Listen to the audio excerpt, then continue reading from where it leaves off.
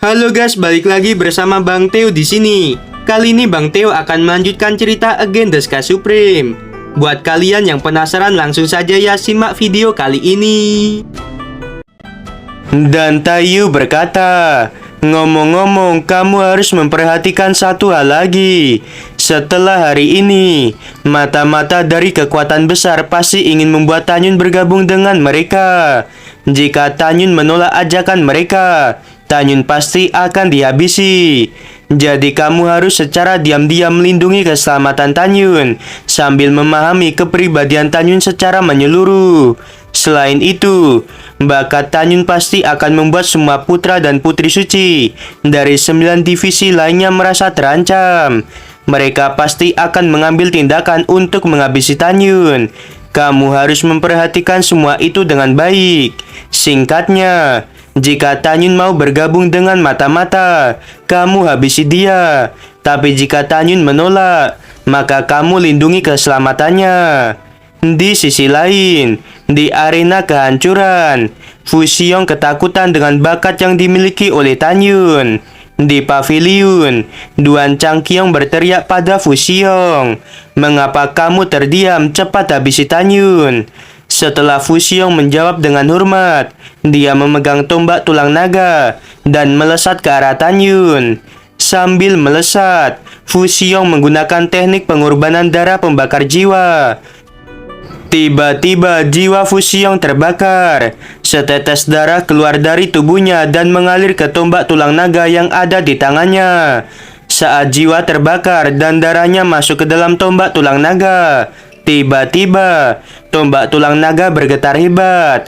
Sebuah kekuatan yang mendominasi keluar dari tombak tulang naga, menyebabkan ruang di sekitar menjadi gelap dan penuh retakan-retakan spasial. Kemarahan Fusiong bergema di langit. Tombak tulang naga di tangannya berputar, dan tiba-tiba ukuran tombak itu melonjak hingga 1000 kaki. Tombak tulang naga yang berukuran raksasa menuju ke arah Tanyun dengan cepat. Kekuatan tombak itu terlalu menakutkan, sehingga semua murid terkejut dan tampak panik. Menghadapi tombak tulang naga berukuran raksasa, Tanyun tidak menghindar, karena Tanyun akan menggunakan teknik pedang pembantai Dewa Hongmeng. Teknik pedang pembantai Dewa Hongmeng dibagi menjadi 4 macam. Pertama 5 atribut, kedua 7 atribut, ketiga 9 atribut, dan terakhir adalah 11 atribut.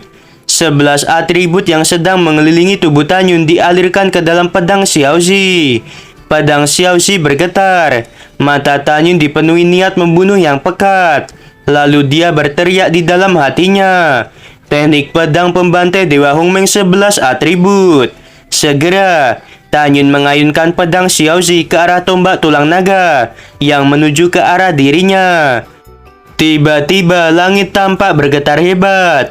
11 cahaya pedang beratribut kayu, air, api, tanah, angin, guntur, waktu, ruang, cahaya, dan kematian menabrak tombak tulang naga milik Fusiong. Fusiong terkena serangan balik. Itu membuat tubuhnya mengeluarkan darah. Pada saat ini, Fusiong terhuyung-huyung ke udara. Wajahnya tampak pucat dan kaget. Tapi tiba-tiba dia tersenyum. Fusiong melihat tombak tulang naga menghancurkan 11 cahaya pedang milik Tanyun. Lalu tombak tulang naga miliknya masih melesat ke arah Tanyun. Fusiong tertawa dan berkata, "Tanyun, kamu akan mati. Meskipun kamu memiliki 6 atribut tingkat tinggi dan 5 atribut lainnya, kamu tetap tidak bisa lepas dari kematian. Kamu memiliki bakat dari langit, tetapi kamu tidak tahu bagaimana cara melindungi dirimu dengan bijak. Kamu hanya pamer tentang bakat yang kamu miliki. Akhirnya aku bisa menghabisimu." Pada saat ini, Yuan Fengjun, Feng Qingcheng, Duan Changqiong, dan para kepala divisi lainnya menarik napas lega. Di mata mereka dan lebih dari 3 juta murid, Tanyun akan dihancurkan oleh serangan tombak tulang naga yang berukuran raksasa. Di Prauro, Shen Shubing, Mu Mengyi, Sui Xian, Song Wuxiao, Huang Fuyu, dan bahkan semua orang dari divisi berjasa. Mereka tampak cemas.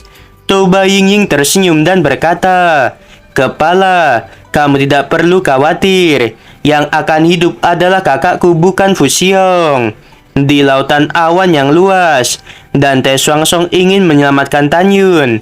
Tetapi setelah mendengarkan kata-kata Toba Ying, dia memilih untuk menunggu dan melihat apa yang akan terjadi selanjutnya. Kesadaran spiritual Dante Swangsong saat ini berfokus mengamati pada Tanyun. Tanyun yang berdiri rendah di langit. Dia sedikit mengangkat sudut mulutnya.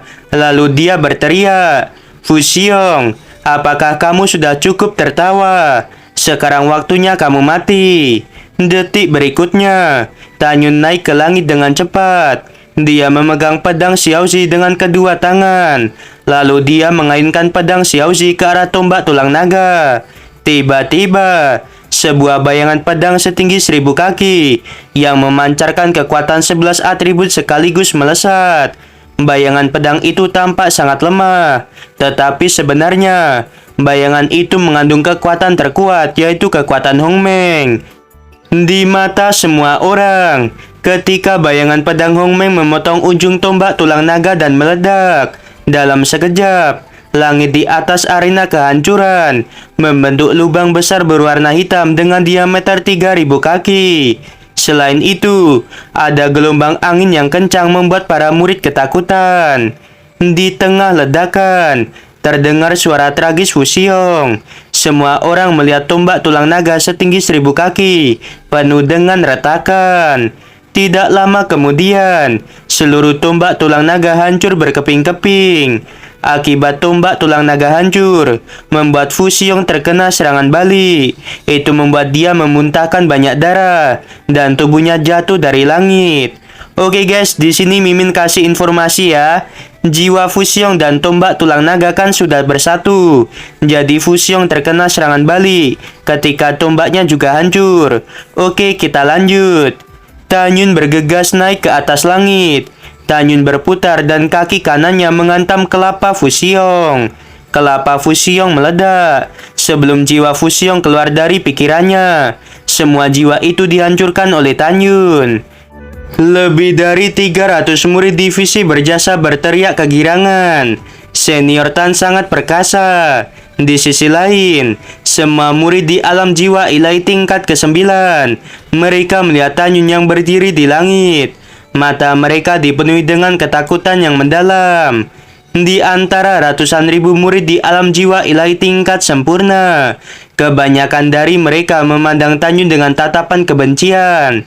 Sementara 127 putra suci dan 68 putri suci dari 9 divisi, wajah mereka masih terlihat angkuh. Mereka berpikir bisa menghabisi Tanyun tanpa usaha apapun, tapi mata mereka tetap menunjukkan rasa takut. Ketakutan itu berasal dari kemampuan Tanyun yang tak tertandingi dalam menantang orang di ranah yang lebih tinggi. Selain itu, Tanyun memiliki 6 atribut tingkat tinggi dan 5 atribut lainnya. Sebagian besar dari putra suci dan putri suci, mereka menganggap Tanyun sebagai batu sandungan dalam perjalanan mereka untuk menjadi kepala sekte berikutnya. Rencana-rencana buruk mulai muncul di hati sebagian besar putra suci dan putri suci. Hanya ada sedikit dari mereka yang memandang Tanyun dengan kekaguman. 9 kepala divisi gerbang suci, 400 tetua gerbang suci, dan Yuan Fengjun. Wajah mereka tampak muram. Dari 5 terkuat yang ditunjuk untuk melawan Tanyun, sekarang tersisa 3, yaitu Kang Ling, murid divisi senjata, Shen Lang, murid divisi jimat, dan Luo Chaiyun, murid divisi formasi. Mereka bertiga menatap Tanyun yang sedang berdiri di udara dengan ekspresi panik. Tetesan keringat menetes dari dahi mereka. Adegan saat Tanyun menghancurkan tombak tulang naga yang merupakan senjata terhormat tingkat rendah. Itu membuat mereka tahu bahwa mereka bukan lawan Tanyun. Tanyun berdiri di udara sambil memegang pedang Xiaozi. Lalu dia berkata dengan dingin, "Mari kita lanjutkan." Begitu suara itu terdengar, Kang Ling, Shen Lan, dan Luo Chaiyun mundur selangkah tanpa sadar. Adegan ini membuat semua orang yang ikut bertarung menjadi panik. Seperti yang kita tahu, semua orang sudah mempertaruhkan batu roh mereka. Semua orang menaruh harapan besar pada mereka bertiga. Jika mereka bertiga kalah dari Tanyun, batu roh mereka yang sudah dipertaruhkan akan lenyap seketika. Dan perjuangan mereka bertahun-tahun dalam mengumpulkan batu roh akan menjadi sia-sia. Para murid berkata, "Senior Kangling, ayolah kamu harus menghabisi Tanyun. Jika tidak, kami akan menjadi orang miskin." Senior Shenlang, kamu orang yang tidak kenal takut. Jadi ayo lawan Tanyun. Senior Luo Chaiyun, kamu adalah seorang jenius. Kamu harus percaya bahwa kamu dapat menghabisi Tanyun. Semua murid divisi senjata, jimat, dan formasi. Mereka terus bersorak dan berteriak untuk Kangling, Shenlan, dan Luo Chaiyun. Ketiganya saling memandang. Mereka menunggu salah satu di antara mereka. Ada yang maju duluan untuk melawan Tanyun. Saat bertiganya ragu-ragu, Feng Qingcheng berkata, "Kalian bertiga jangan maju dulu." Pada saat ini, mata semua orang tertuju pada Feng Qingcheng. Feng Qingcheng melihat ke arah Gong Sun Yangchun, Duan Changqiong, Su Daosheng, dan Xie Jiechen. Lalu dia berkata, "Situasi saat ini jelas bahwa kita hanya memiliki satu cara untuk menang." Semua murid dan penjaga toko dari 9 divisi dan penegak hukum yang mengikuti pertarungan hidup dan mati. Mereka semua akan secara bersamaan melawan Tanyun dan akhirnya membiarkan Kangling, Shenlang, dan Luo Chaiyun mengambil tindakan terakhir. Setelah mendengarkan hal itu, Gong Sun Yangchun dan ketiga orang lainnya mengangguk dan setuju pada saran Feng Qingcheng. Shen Shubing, Mu Mengyi, Song Xiao, dan semua orang dari divisi berjasa menjadi khawatir.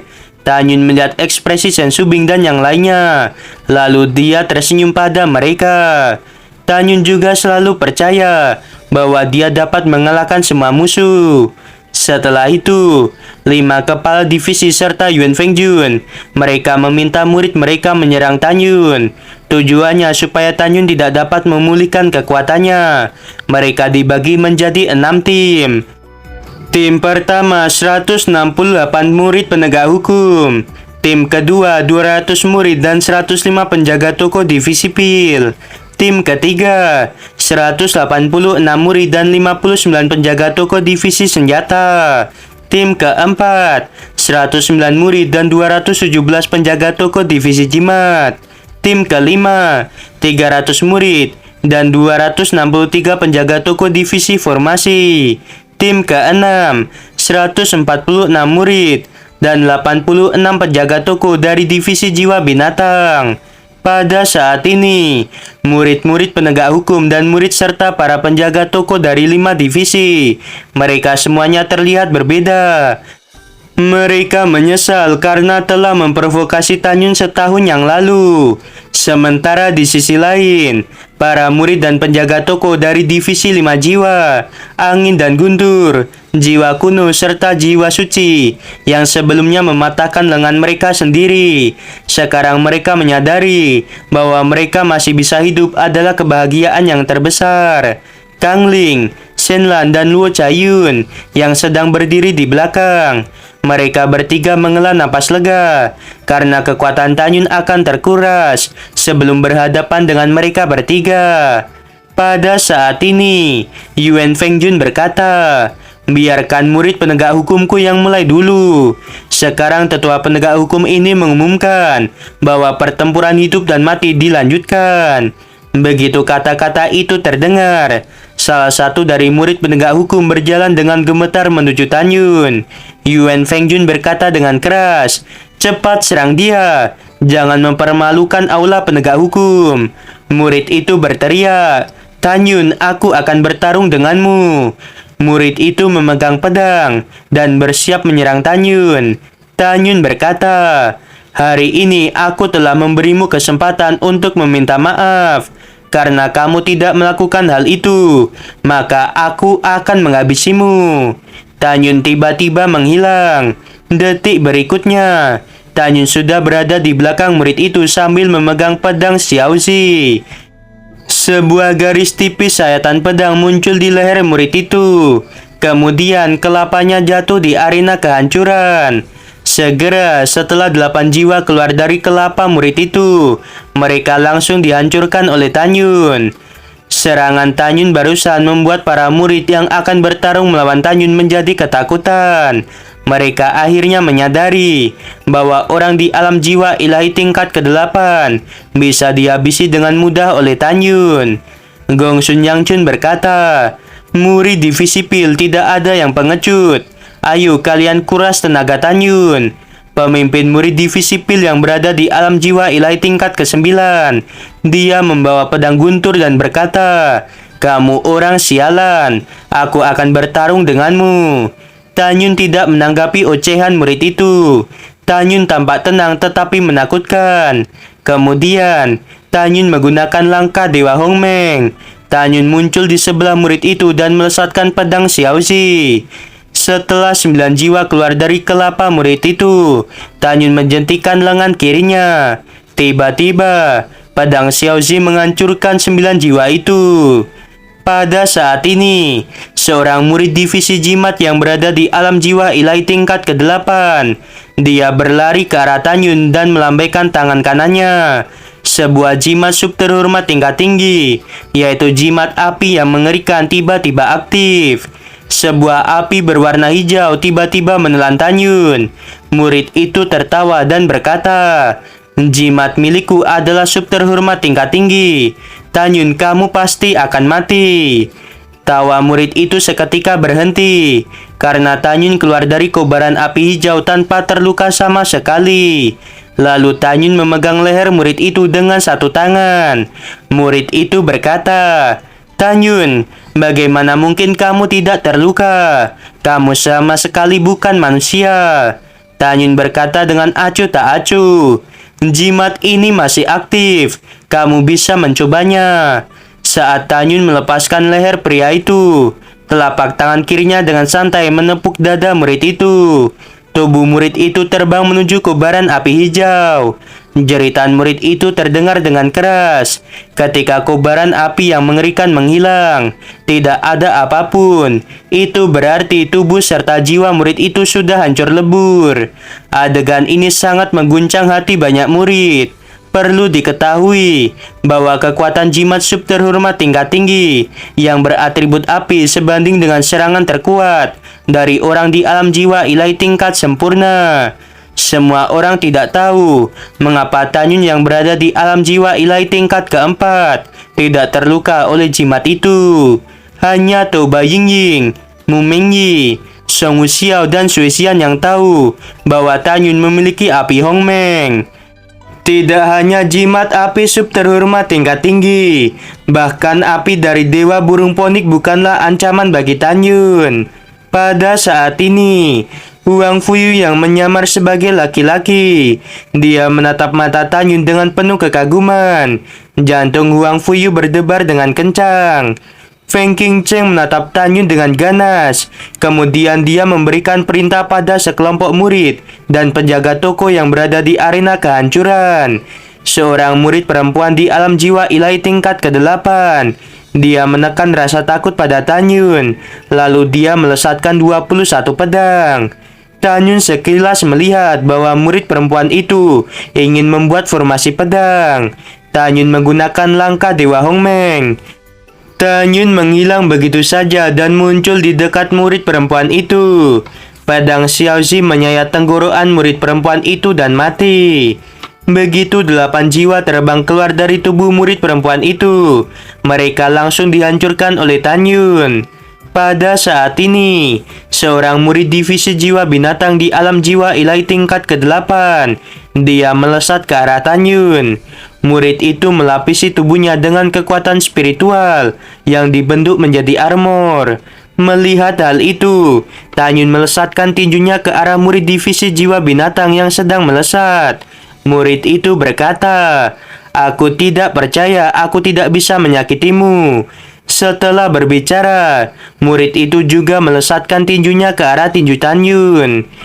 Dua tinju saling bertabrakan. Karena murid itu tidak dapat menahan kekuatan tinju Tanyun yang kuat, tubuh murid itu menjadi hancur berkeping-keping. Jiwa murid itu juga langsung dihancurkan sebelum melarikan diri. Dalam beberapa tarikan napas, Tanyun telah menghabisi seorang murid penegak hukum dan 5 murid lainnya.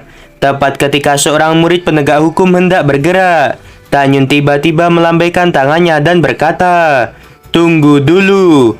Semua orang memandang Tanyun dengan kebingungan.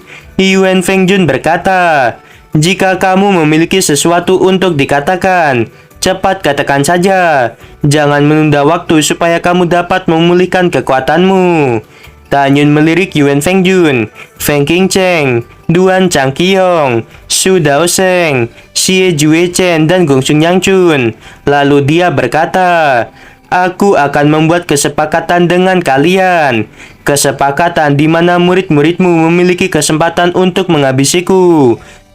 Selama kalian berlima masing-masing memberiku 10 miliar baturo tingkat tinggi.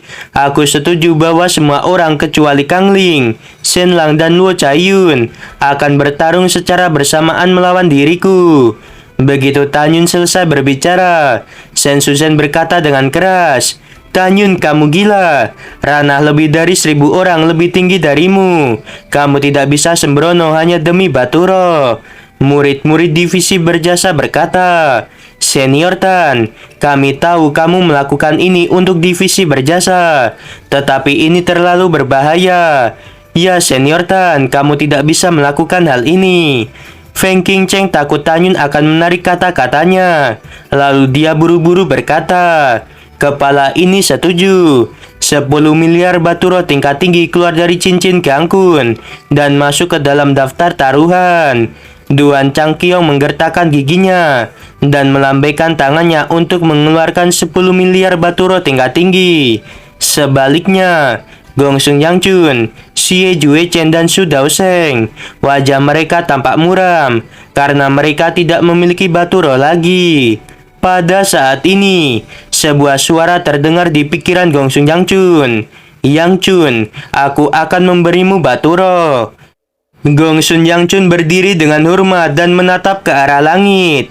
Sebuah cincin Gangkun jatuh dari langit dan terbang ke tangan Gongsun Yangchun. Lalu sebuah suara terdengar lagi. "Yangchun, aku tidak punya banyak baturo yang tersisa. Kita tidak boleh kalah kali ini. Agar keluarga emas kita bangkit dan memulihkan kekuatan, kami membutuhkanmu untuk memenangkan baturo tingkat tinggi. Hanya ketika kami kuat, kami dapat membalas dendam dan menghancurkan dinasti Tang dan keluarga Tang." Pada saat yang hampir bersamaan, 2 cincin Gangkun jatuh dari langit dan masing-masing terbang ke tangan Xie Juechen dan Su Daoseng. Melihat pemandangan ini, Tanyun berpikir bahwa leluhur Gongsun Yangchun, Xie Juechen, dan Su Daoseng sedang menonton pertarungan ini di suatu tempat. Namun Tanyun tidak peduli karena dia yakin dia bisa menang. Setelah mendapatkan banyak baturo, Tanyun akan memasuki gulungan ruang dan waktu untuk berkultivasi jangka panjang. Gongsun Yangchun, Xie Juechen, dan Su Daoseng, mereka masing-masing mengeluarkan 10 miliar baturo dan memasukkannya ke dalam papan taruhan. Pada saat ini, lebih dari 3 juta murid tahu bahwa pertarungan berikutnya antara Tanyun dan ribuan orang akan segera dimulai. 3 juta murid, lebih dari 400 tetua dan 1000 diaken. Mata mereka penuh dengan harapan. Mereka ingin Tanyun segera mati dan mendapatkan baturo tingkat tinggi. Sementara semua orang dari divisi berjasa termasuk Shen Subing, mereka semua tampak gugup dan gelisah. Menurut pendapat mereka, Tanyun yang berada di alam jiwa ilahi tingkat keempat terlalu gila dan terlalu berbahaya untuk menghadapi ribuan musuh di tingkat ke-7, ke-8, dan ke-9 dari alam jiwa ilahi. Yuan Fengjun menatap para murid penegak hukum dan 5 divisi. Lalu dia menyeringai dan berkata, "Kalian ingat, kalian harus menghabisi Tanyun. Jika kalian tidak dapat menghabisi Tanyun, maka aula penegak hukum dan ke-5 divisi akan dipermalukan. Kalian tidak hanya berjuang untuk bertahan hidup, tetapi juga kehormatan. Apakah kalian mengerti?" Lebih dari 1.000 orang menggenggam berbagai senjata dan beberapa jimat. Semua orang dipenuhi dengan niat membunuh yang kuat. Mereka semua berkata serempak, "Mengerti, kami akan menghabisi Tan Yun." Yuan Fengjun berkata lagi, "Baiklah, sekarang kalian mulailah." Banyak jimat yang diaktifkan dan mengeluarkan naga api dan ular guntur yang menghantam Tan Yun. Ada juga berbagai cahaya pedang, tombak, dan lain-lain yang melesat menuju Tan Yun. Pada saat ini, aura kehancuran memenuhi langit. 3 juta murid dari 9 divisi yang menyaksikan berbagai serangan yang melesat ke arah Tan Yun berkata, "Tan Yun pasti mati kali ini. Akhirnya kita akan menang dan mendapatkan batu roh. Di bawah serangan yang kuat ini, Tan Yun pasti akan hancur berkeping-keping." Wih dan guys, semakin seru kan? Kalau menurut Mimin, Tan Yun biasanya akan menggunakan formasi pedang Dewa Hongmeng saat melawan banyak orang. Ya, kita tunggu saja ya apakah combo formasi pedang Dewa Hongmeng dengan teknik pedang pembantai Dewa Hongmeng akan segera digunakan atau tidak. Oke, sebelum video berakhir Mimin mau bilang, sungguh membagongkan. Terima kasih.